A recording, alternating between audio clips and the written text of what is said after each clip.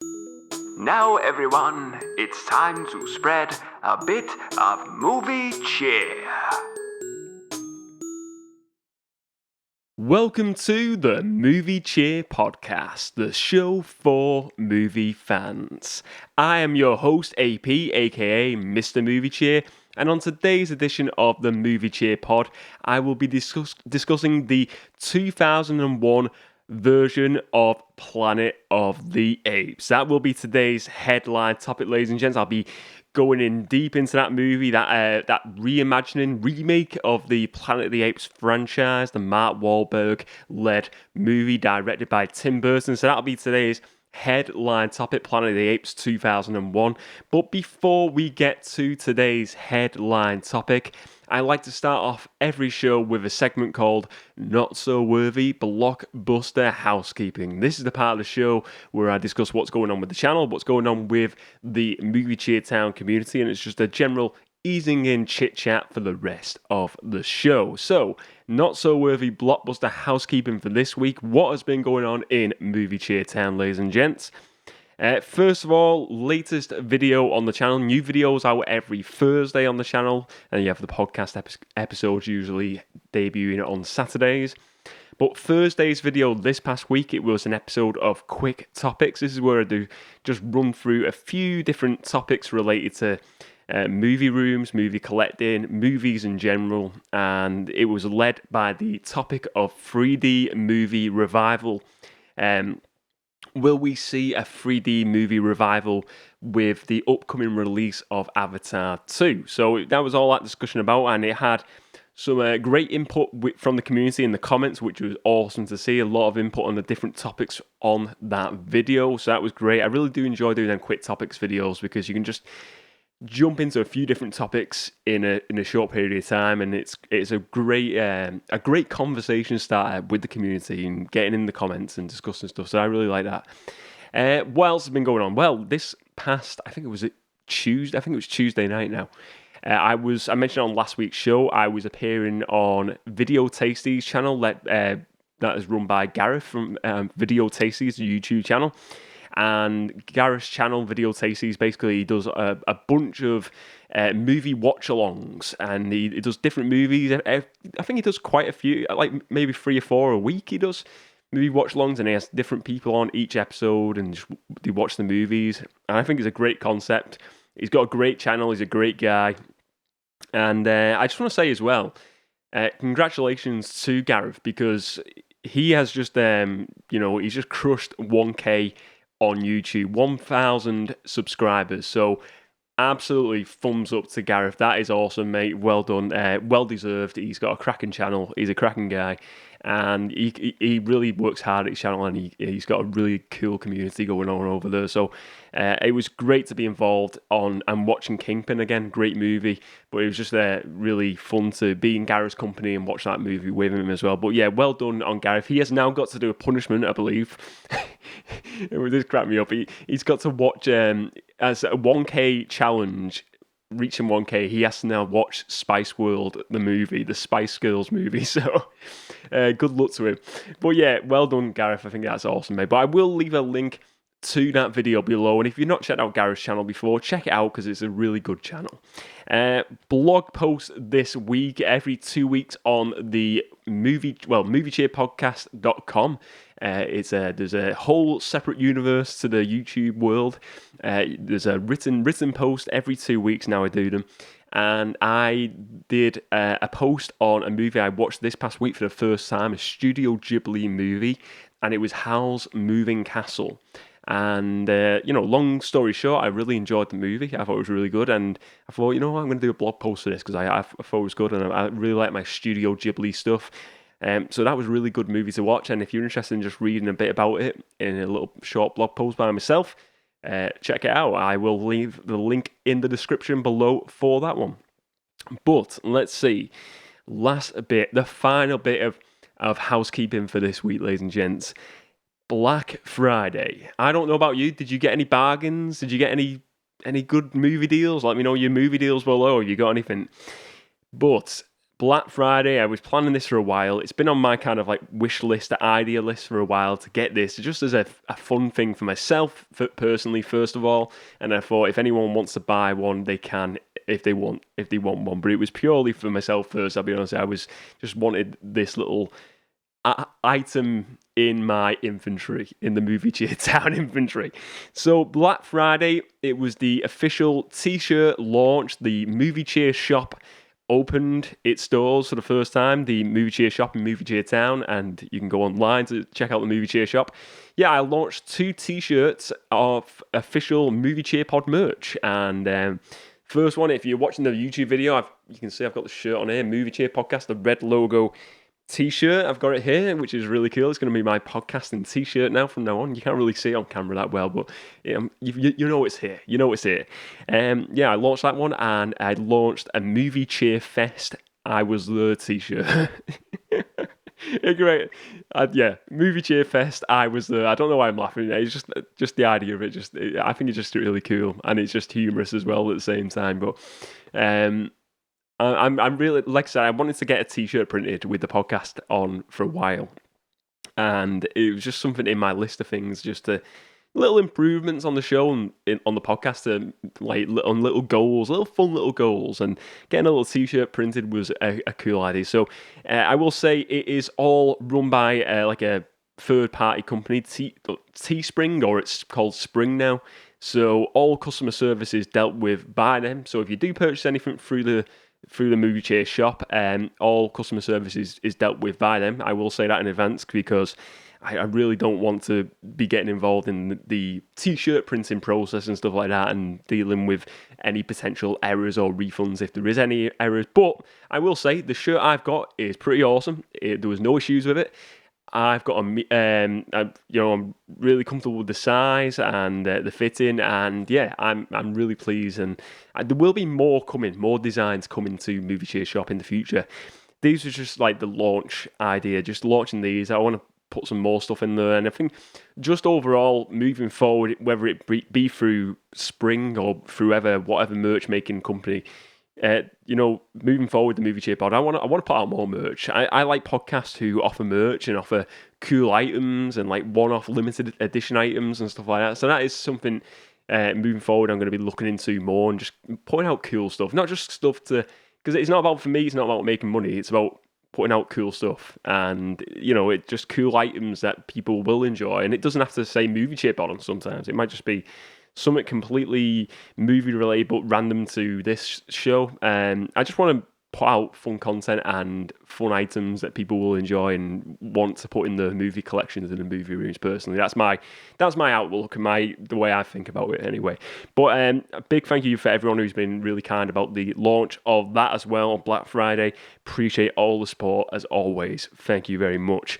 But anyway, that is it for Not So Worthy Blockbuster Housekeeping for this week. Let's move on to today's headline topic. The Movie Cheer Podcast presents the headline topic for the episode. Remember to spread a bit of headline topic.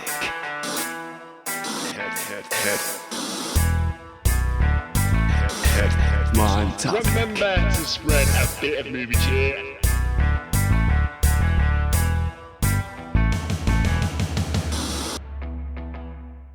So today's headline topic, Planet of the Apes 2001, the Tim Burton directed movie starring Mark Wahlberg, Tim Roth and Helena Bonham Carter.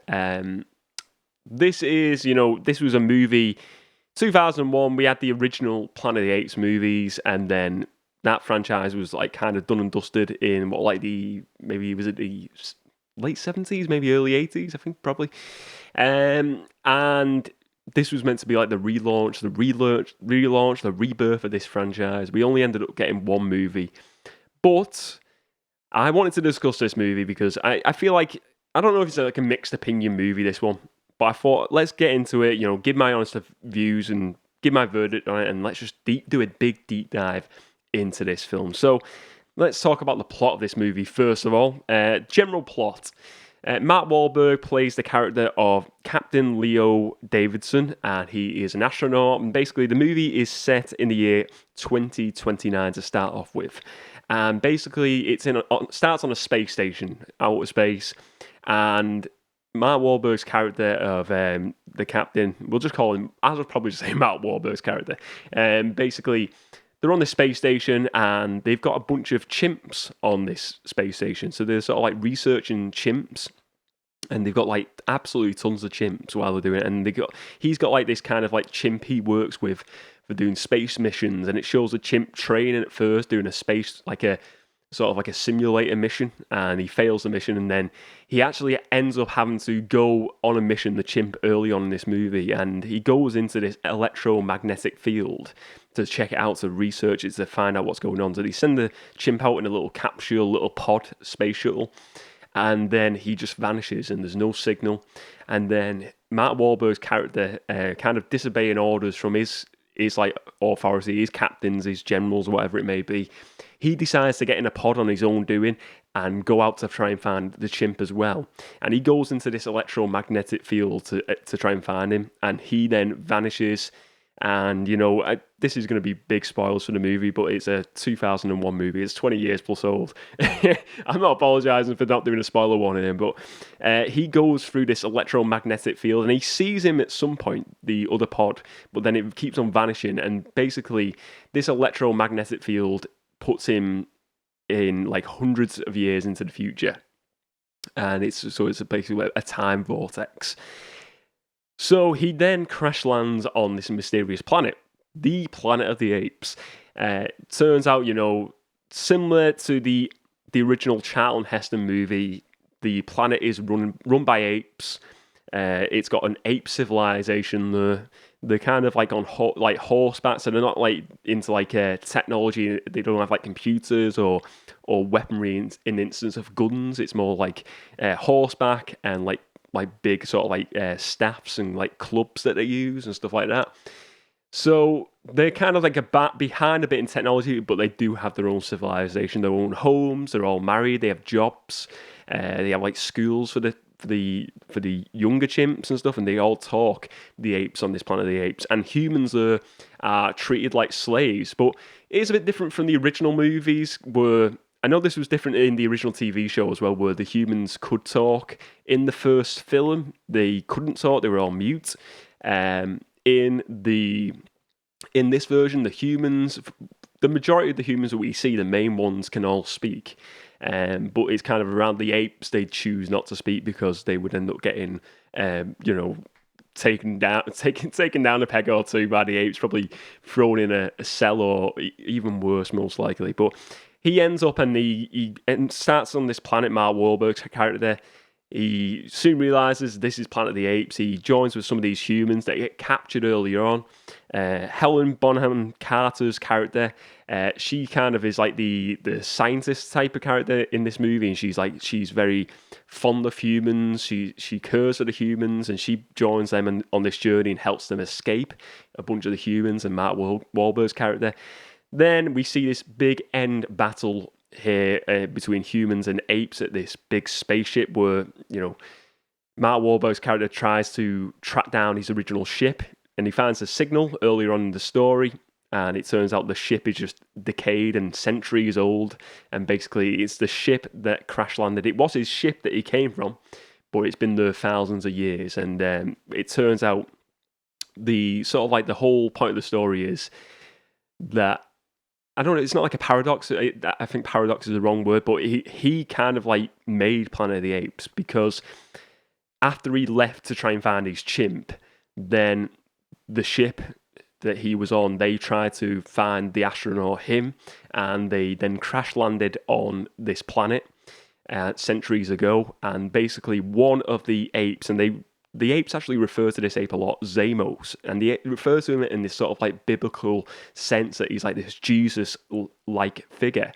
and or God-like figure, Zamos. And basically Zamos was one of the chimps on the ship, and we see the like captain's logs of them like years and years going forward, and that they crash landed, and then like years later that the the chimps on the ship got smarter, and then they'd taken over the humans and started, destroying all the humans there, led by Zamos, this one ape. And basically that must be the smartest ape that then starts the civilization of Planet of the Apes as well.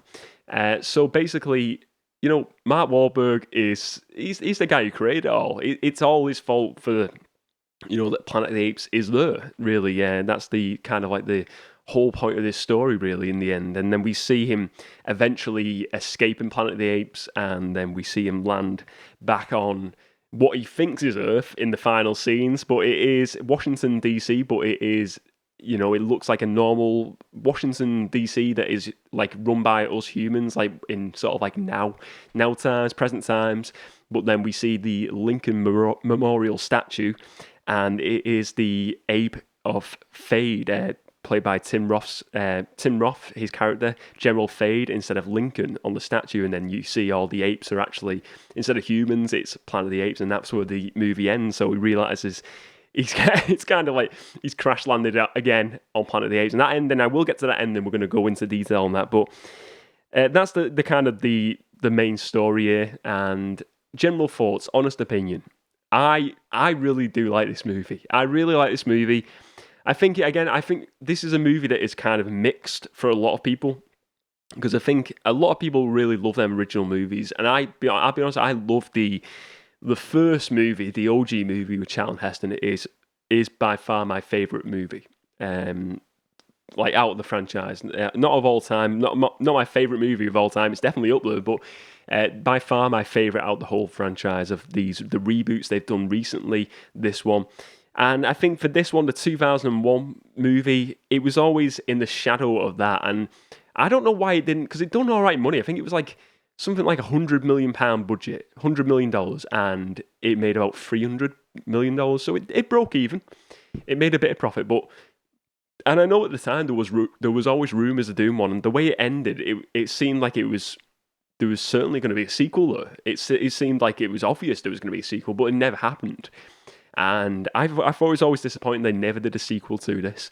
But yeah, I honestly really enjoy this movie. I think Tim Burton did a really good Planet of the Apes movie. I think for a movie that is in the early 2000s, because I think 99, the CGI and like the likes of the prequels of Star Wars was pretty bad at times, and it was very experimental at the time. It's too much green screen.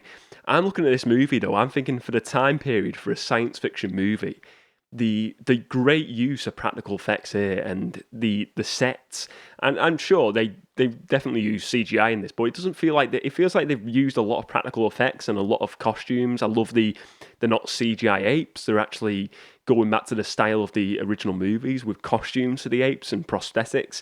I love that. I love that look of the apes, and I think it's a really well done movie. And I think the practical effects really help it. And visually, watching it again today, a 20-year-old movie, 20 plus years now, I think it still looks really good visually. I think it looks really good visually.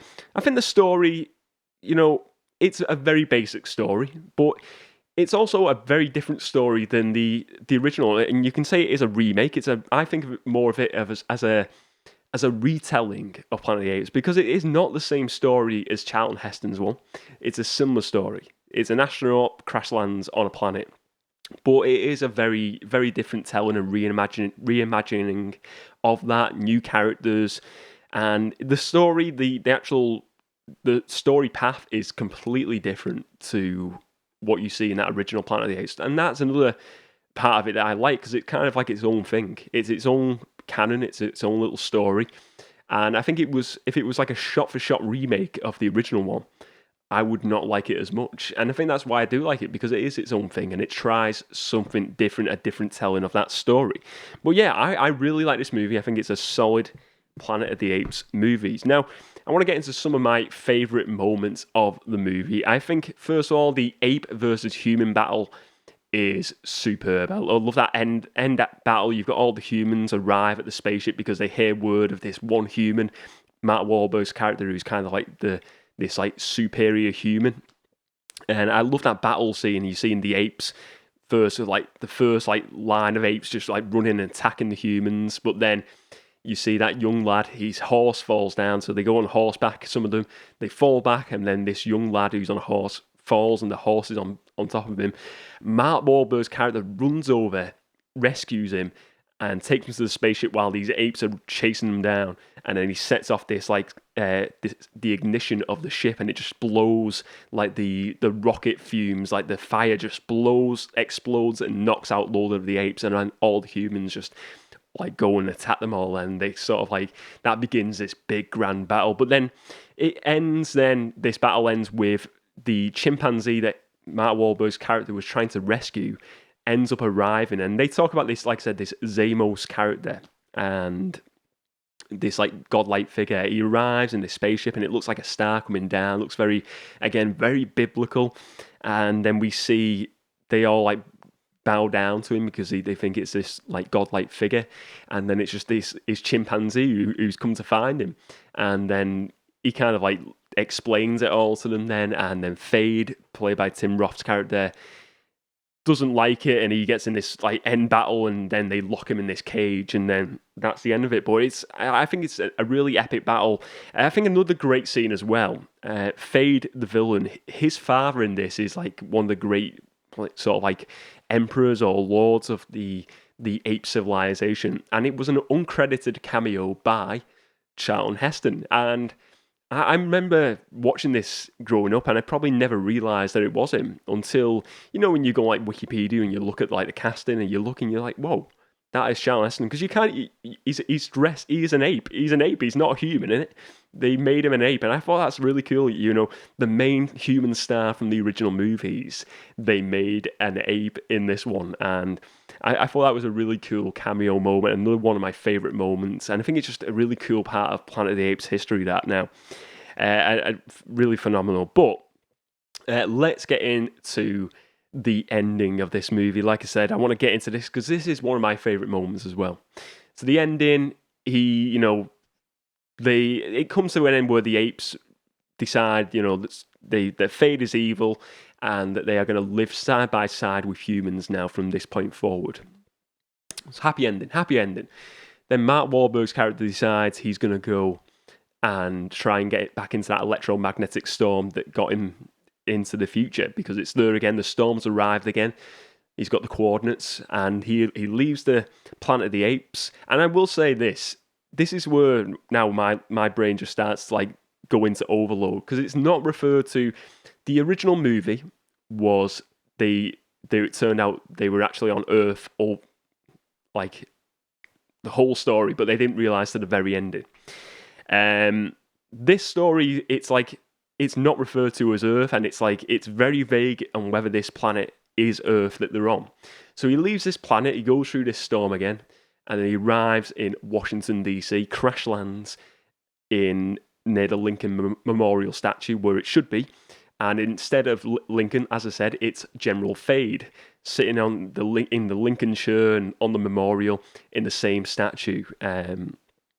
And you see all the apes in like the police uniforms arriving, and they're about to arrest Mark Wahlberg's character. So first, is this movie? This is my brain's frying. I probably questioned this many a times before every time I watch this now, but was the whole story on Earth, or did he go forward in time and just land back on that planet and it was Earth all along? Or did Fade escape that planet, and maybe did he go back in time? Did he magically find another ship, Fade? He escaped the sort of like the room he was locked in. He found the ship. Maybe he went back in time in a ship with the chimpanzee. Maybe he stole the chimpanzee who drove the ship. He went back in time and he started a new civilization where apes and humans started there. Or did he go to the future? Or did he escape in that timeline, and they kind of like, then he sort of like reformed himself and become this new sort of like a character who was, pleasant to humans, and he took on humans and took them in more, and maybe he changed his ways and he was a beloved character in that timeline he was in. I think, or did he go Or did he go, right, here's another one.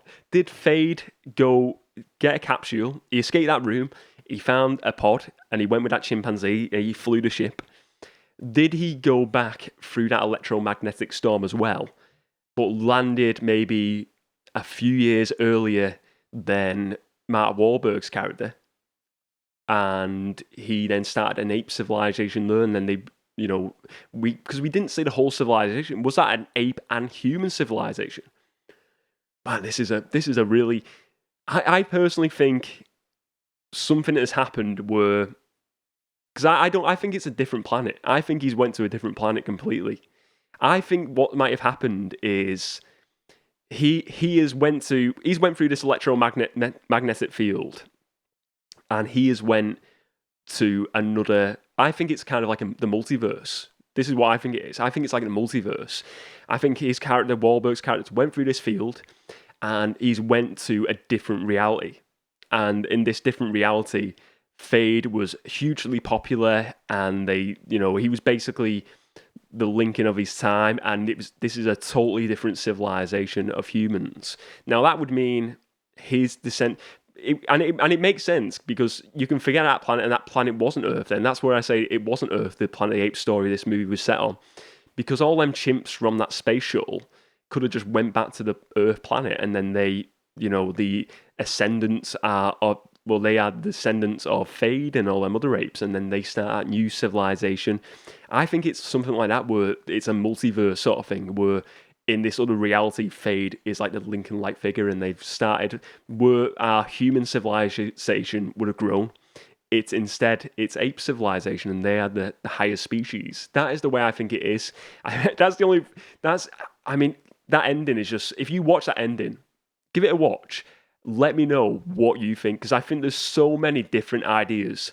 I don't know if Tim Burton has come out and said there's like a one, overall ending, what he sees that ending being.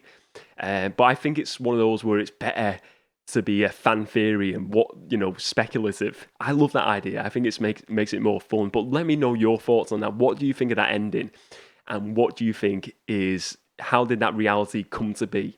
And, oh man, you know what I would love now? Still love. I know they're doing more Planet of the Apes movies with the new CGI of the rebooted movies, but I would love to see at some point they pick up that story in either a TV show form or like a comic book form. I think animated would be really good to see. Like an animated form, just pick up that story from exactly that point where it finished that movie, and just do like a one-shot series, just one animated show, like the Clone Wars, the Rebels.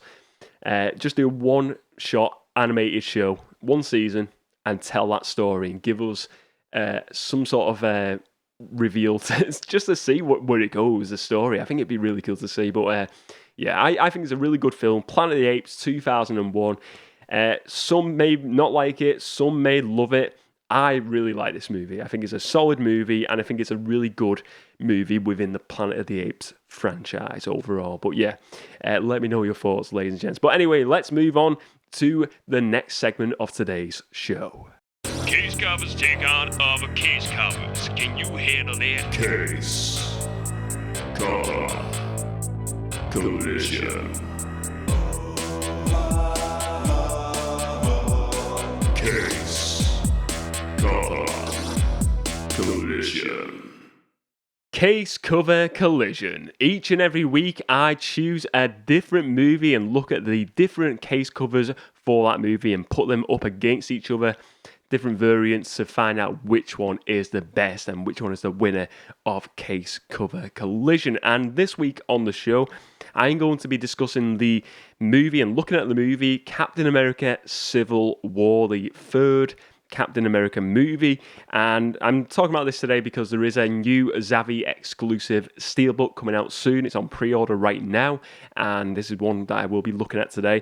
I will say there's quite a few different ones here, a few different covers. I missed off a few, but I've looked at some of the ones that I think are the better ones and the better variants to really discuss on Case Cover Collision. So first of all, I'm going to just get into, before we get to the case covers themselves, discuss a bit about, Civil War, my thoughts on the movie in general.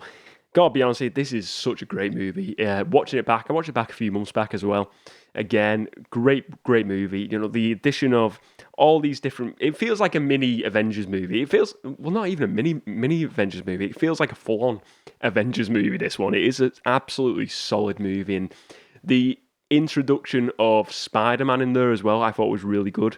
To see that rivalry between, you know, Chris Evans as Captain America, Steve Rogers, and Robert Downey Jr.'s Tony Stark, and seeing, you know, which side all of the Marvel heroes go on as well. I thought it was an absolute amazing movie of the time, and still, I don't even know when it was released. It must have been, it's got to be, I reckon that's like maybe 8 years old now. Maybe it's a 10-year-old release. I'm not too sure on the age of that movie, but yeah, absolutely one of my favorite Marvel movies. Definitely up there in the top 5 of Marvel movies. I really think it's a great movie. But let's get to it. Let's get to the case covers today, ladies and gents. So let's see. First of all, we're going to look at one of the DVD covers, the first DVD cover. And this one here, this DVD cover is one I've only just seen the first time today, so I don't have this one. I have the DVD in my collection, but I have a different variant of this. So the Civil War cover, you've got Tony Stark without his Iron Man mask on, and you've got Steve Rogers without his sort of like his cowl and his little helmet. And basically they're unmasked, they're looking at each other, and it's a very like close-up shot of them, but side-on view of both of them, and they're kind of just looking at each other directly in the eye. No other characters in here, just them two. The background colour for this is kind of like a grey, like a light grey colour in the background. No sort of gradient or anything, just a light grey colour, full on in, solid in the background. At the bottom you can see, you know, Captain America's shield. You can see Iron Man's suit. And then in the middle of the screen then, you've got like this, it looks like a darker grey, sort of like a splotch of paint going across the whole cover. And then you see the Civil War text in this very, like, you know, a very large font of Civil War. And then between that, you've got the Captain America text, which is really good. I think it's like text within text. I think it's really cool. Above that, you've got Marvel Studios in very small text. And then you've got all the different cast members that are featured in this movie, and you know, it's a really large cast, this movie, a great cast of characters and actors alike. And yeah, it's a very plain, very minimalist cover, and I like the minimalist covers. I will say this one though is a bit dull for me. I think it's a bit dull. I think it's just very limited, this cover. It doesn't really do much for such a big time movie. I would like to see something a bit more vibrancy, a bit more colour in there. It's very empty feeling for such a big movie for me personally. I think that it would be better if there was like a gradient in the background of a few different colours, or maybe just a backdrop of maybe like some sort of like the locations within the story maybe. I get it, it's like these two are the two main guys of the story. It's the Civil War basically between them two. But it just feels a bit too... You know, it feels like they've not put too much in it, and it's like less is more sometimes, but I feel like more would have been better in this one. But yeah, that's the first DVD cover. Let's move on to the next one. So the next one we're going to look at is the Civil War, another Civil War DVD cover, and this is the one I actually have in my own collection. And this one is, you know, very similar sort of design. They've kind of switched which side they're on this time. So you've got Captain America on the left, and Tony Stark on the right this time. Captain America's got the mask on, and they're looking side on, face to face, looking eye to eye, these two characters. In the background, you've got the Captain America shield, but you've got then a split of colour. So you've got on Captain America's side, it's blue, and then there's on Tony Stark, Iron Man's side, it's red. So it's like blue side versus red side, and then below that, below the shield, you've got the text within a text of Civil War and Captain America above that. But this time, it looks like the Civil War is in like a metallic text, a metallic sort of like colour to it, and the Captain America is in a red text this time rather than the white in the previous one, which I think just adds a bit more pop to it. Personally, I think it just adds a bit more detail. It stands out a bit more significantly. So I do like that. Now, I think this one works better for me personally because of the colours here. And this is what I'm talking about, the first one, with that light grey colour. It was just too simple. This one, there's something going on in the background, which I like, and it's a big movie. Now, it doesn't feature all the characters. You've got the text of them all the cast members at the top in small text. But having that different colour scheme and like the red and the blues in here, I think it really splits it off, and it sort of like shows sides, which I think is good as well. It's like blue side versus red side. It's like you choose a side. This guy's on this side. This guy's on this side. And I think that's really good. And I think it really does with the text of and the colours used in Captain America Civil War, the font, the red and the metallic look to the text of the title of the movie. I think it really does look a bit more visually eye-catching to a viewer if you're going down a movie aisle. So far, this for me is my favourite. I think it's the best one out of the two we've looked at so far. Now let's look at another one. So the next one I'm going to look at is a Blu-ray. And this is one, again, I've never seen this edition, so it is completely new to me to watching it today, to seeing this today. The Blu-ray release here, it is same font, same text style, same colours, metallic and the red for Captain America Civil War. This time it is located at the top of the movie case cover here. And it's a very different kind of colour scheme, but not very different, but subtly different. So it's basically, this is like the Captain America side, and I don't know whether they did an edition with Captain America on it. It'd be interesting to see if they've done another edition of this. So you got Iron Man's face looking side on, which is just Iron Man in his helmet this time. It's a red background, and it's like that half of the shield we've seen in the previous image, but it's just that is it now this time. So you see half the shield on the left-hand side going into the centre, and then it's just a red background, and then you got to the right of that, in a very close-up shot, Iron Man's face, looking side on as if he was looking towards Captain America here. I do like this cover because I'm big mark for Iron Man. I think he's a really cool character. But this for me beats the first cover, the first case cover for sure. But for me, it's a Civil War. I think it should at least feature them two main characters who are having the war.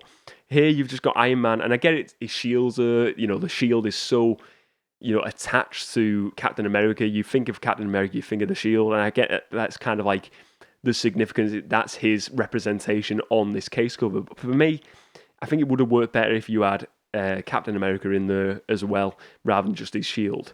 But yeah, I do like it. I like the colour scheme. I like the reds. I think the reds work well. It kind of like around Iron Man's face, you can see like there's a little bit of a glare around it. Adds a bit more of a pop to his to his Iron Man mask, and then it goes to like a dark, shadowy look around the back of his mask. So again, visually, it definitely looks great to look at, but I think there's just not enough going on personally for me as a viewer of this movie. But yeah, so far I would say the second DVD case cover is my favourite so far, for sure, out of these three we've looked at. Now let's look at the final case cover today, and this is the one that prompted me to do this one. Captain America Civil War. This is the Marvel Studios Captain America Civil War Mondo Zavi exclusive 4K Ultra HD Steelbook, includes the Blu-ray. This is on pre-order at the moment, so this is totally different look again. Totally different look, and it's a really cool looking case cover, this one. So let's get into it. This is Zavi exclusive. So you've got kind of like a black trim around the side of this. At the bottom, we see the Captain America Civil War text again, but in a very different style this time. It's in like a grey, but then there's like kind of bits in blue, there's bits in red. It's kind of like really artsy. I really like the look of it. The Captain is in blue, America is in red, and then you go to the top, then it's kind of like a comic book cover. It's like a cut out a square, and then you see all the different characters in this, and they're kind of like in black and white. The skin color of all the characters is in like a black and white comic book design, but then you've got color with like Iron Man, his comic book look. They're all, like I said, they're all in like a comic book style of art here. but like they're all like in a black and white print. But then you see Iron Man, his suit is in the red and yellow. There's certain bits like you have like Winter Soldier, he's got some blue on him, and like Falcon, he has got red on him. And I think this signifies like the different characters. Spider-Man is in his full red suit, and you can see him there pretty significantly in the image as well.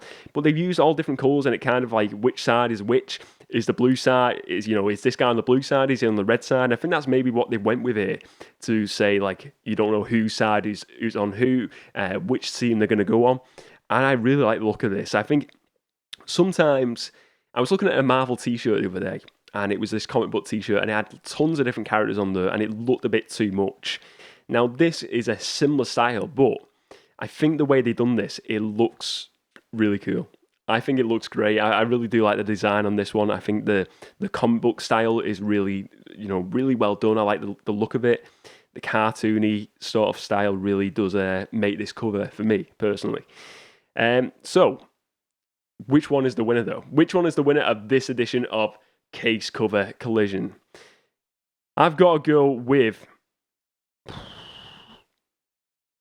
You know what? I do love that DVD one.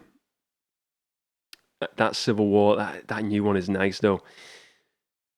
But you know what? I'm gonna go with that Steelbook. I think that Steelbook looks really nice. I really do like the look of that. I think it's a really cool design. I think for any Marvel fan like myself, that would look amazing in the collection. So the Zavvi exclusive Steelbook 4K Ultra HD Steelbook that includes the Blu-ray is the winner of this week's edition of Case Cover Collision. Now, anyway, let's move on with the next segment of today's show. The Amazon Top 10 is approaching. Prepare yourself. 10, 9, 8, 7, 6, 5, 4, 3, 2, 1. The Amazon Top 10 has arrived. The Amazon Top 10. Each and every week, I look at the Amazon Top 10 for bestsellers in DVD, Blu-ray, and 4K on Amazon.co.uk. And let's have a look at the top 10 bestsellers list for this week. So at number 10, we have the DVD of Belfast. At number 9, we have Fisherman's Friends 2. One and All on DVD. At number 8, we have Jurassic World Dominion on Blu-ray. At number 7, we have The Batman on DVD. At number 6, we have Operation Mincemeat on DVD. At number 5, we have Minions: The Rise of Gru on DVD. At number 4, we have Top Gun Maverick on 4K. At number 3, no longer on the number one spot, is Downton Abbey: A New Era, the DVD of that. That is at number 3. At number 2, we have Elvis on DVD, the Elvis movie. And at number 1, which is number 1? Can you guess? It is Top Gun Maverick on Blu-ray, holds the top spot on the Amazon Top 10 for this week. Anyway, let's move on to the final segment of today's show. What's been on the screen?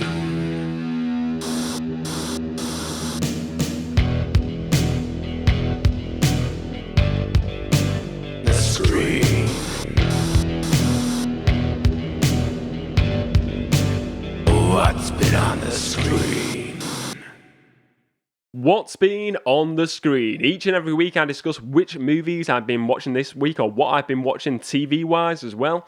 And this week I want to discuss the finale of Andor and just discuss this show overall, the Star Wars show, Disney Plus show Andor, come to a finale this week. So I will be discussing spoilers. So if you've not watched Andor yet, you're not seeing the finale, maybe skip this, come back to this at a later point. But spoilers for that show in 5, 4, 3, 2, 1. Let's just talk about this overall, this show. I've discussed it in other weeks, but overall, such a really enjoyable show. This is the prequel to Rogue One, that Cassian Andor character telling his sort of origin story to, join the Resistance, join the Rebels. And this is I thought it was just a really completely different Star Wars show that's been offered. And it's not to say that it's better than the likes of Mandalorian. I still think The Mandalorian is the best Star Wars TV show. Obi-Wan was... I feel like Obi-Wan and this show is on par, personally. I think they're both really equally good shows, but very different shows. And this is what I like about this, because it is a gritty show, very non-Star Wars-like at times. It does feel like a show that could be really anything but Star Wars at some periods of this, because the way it is, you see this, it feels like a real world, this, rather than a Star Wars universe. You've got people... having relationships. You see people swearing. We have said it, like swear words. There's prisons and stuff like this, and you see news reporters. There's actual like real war, and it feels like not like a sort of like a war between Jedi and the Sith going on. It feels like an actual real war at times, and real struggles of people, real relationships in this story that I don't think you see as much in the movies, because I think in the movies kind of like you see like romances and stuff, but they're not like really delved into too much. Whereas in this, you see the real struggles of people, and kind of like parallels to real life and real struggles with people in real life. And that's why I think it was there's so much realism in this show. But overall, I thought it was a cracking show. I think it was great. And Andor is not a character that I was like all in on in the Rogue One movie. I thought it was an okay character, but I thought when they said they were doing this Andor show, I was like, really? Could they not pick someone better? But I've surprised me. And I was kind of a bit surprised with the Obi-Wan show again. I wasn't like really pumped for that. Watched that and I really enjoyed that. But I think this one is just, it really sold me on this idea that you can pick out a random character like that and you can fill in a story and make a story that is really worthy. And it's great in seeing the rise of the rebels and the struggles they go through. And in this last episode, some of my favourite moments was like the battle scenes where you get that young lad throwing the grenade over, and then you see just like an all-out war between all the stormtroopers and the rebels and stuff like that. I thought that was great. All the battles within the city. Andor as well, the conclusion as well to this, where you see Andor meeting up with, I know the character they're referring to as Axis or Axes. I can't think of the character, the guy who plays in the Marvel movies is the professor guy. His name escapes me, but we see Andor go up to him and he's kind of like says to him, you're going to kill me, aren't you? And Andor gives him basically a weapon to say, you either kill me or let me join you.